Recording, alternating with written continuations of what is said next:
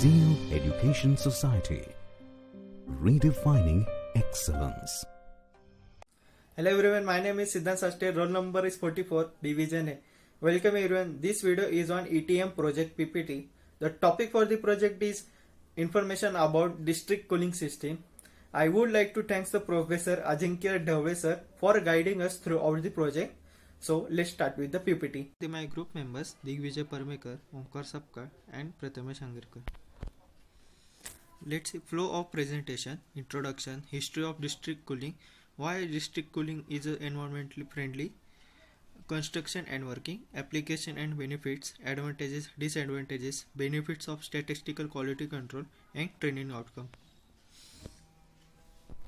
First, let's see introduction. What is a district cooling system? A district cooling system is a produces chilled water within a centralized energy plant and distributes it through the underground pipes to buildings connected to system and provide them with air conditioning.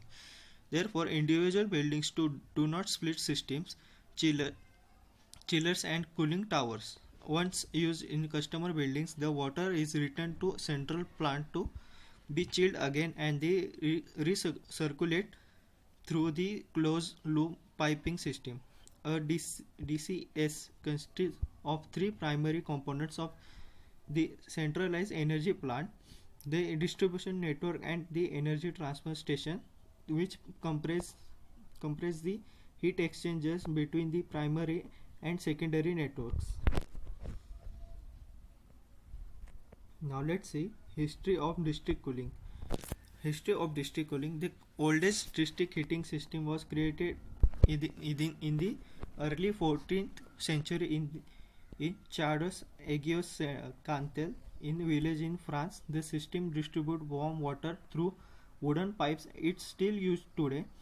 The first commercial district heating system was created by Birdizel Holly in Lockport in New York in 1877. Holly used the boiler as the central heat source and built a loop consisted of steam pipes, radiators and even condensate return lines. His system started off with 14 customers. Only 3 years later, it served the several factories as well as residential customers and had to extend a 3-mile loop. District cooling also has its roots in the 19th century. It was introduced as a scheme to distribute clean, cool air to houses through the underground pipes. The first non-district cooling system began operation at Denver, Colorado Automatic Refrigerator Company in late 1889. In the 1930s, large district cooling systems were created for Rockefeller Center in New York City for the US Capitol buildings in Washington DC. Now, why is a district cooling environmental friendly? District cooling helps the environment by increasing energy efficiency and reducing the environmental emissions including air pollution, the greenhouse gas, carbon dioxide and ozone destroying refrigerants. Most Middle Eastern governments are parties to United Nations Framework Convention on Climate Change, with the most countries in the region having extremely high GHG emissions per capita. The issue will become increasingly important for government policy. District cooling can reduce annual CO2 emissions by about 1 ton for every ton of district cooling refrigeration demand. Serve the envision district cooling potential in the Middle East could reduce the carbon dioxide emission by about 2.8 million tons annually.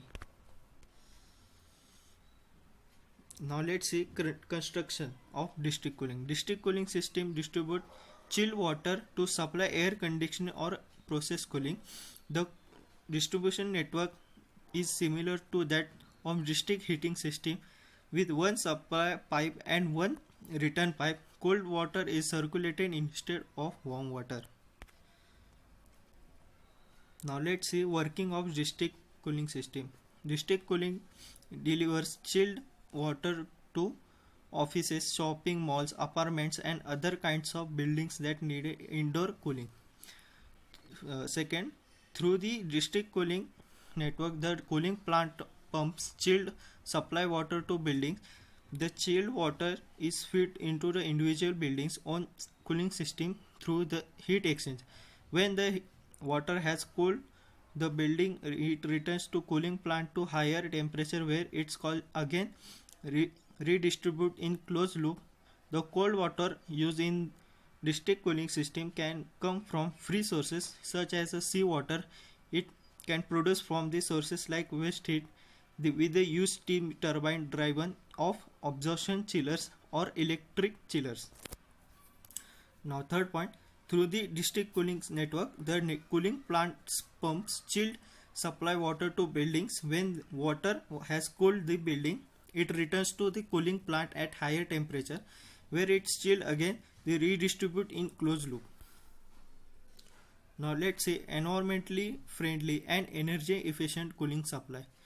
First, district cooling can be produced from local natural resources like seawater or from chillers running on steam or electricity, which makes it an environmentally friendly option. It also reliable and highly secure source of cooling. Second point, district cooling can reduce cooling energy consumption by 50%. It can be drastically reduce electricity use during peak demand periods too. As a network with electric chillers for cold storage helps to reduce peak electricity demand for cooling in cities by shifting production to periods of the day or night when there is less run on the electric network. Now let's see application and benefits of district cooling system. First, economies of scale due to the setup of centralized plants instead of individual cooling plants in each building. Second point, reduce capital and operating cost, reducing air conditioning setup for each building.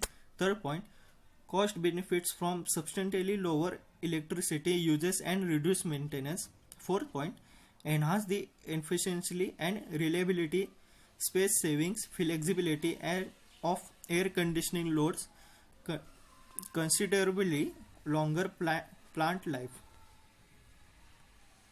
Now let's see advantages and disadvantages of district cooling system. First, let's see advantages. First point, district cooling systems are advantageous as they are environmentally friendly, yield lower life cycle cost, are reliable, decrease building cost, and provide architectural flexibility. They have the ability to use alternative and renewable energy sources, resulting in the more than 50% reduction in power consumption. Now let's see disadvantages. First point, there is a higher capital cost of installation compared to installing chillers on the roof of each building.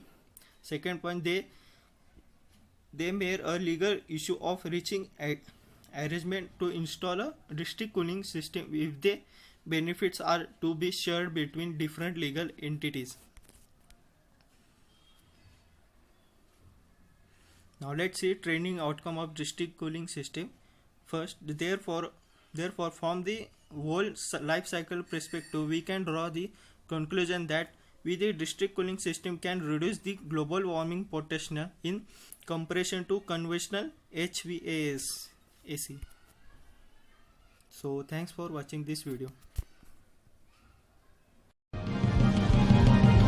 Zeal Education Society, redefining excellence.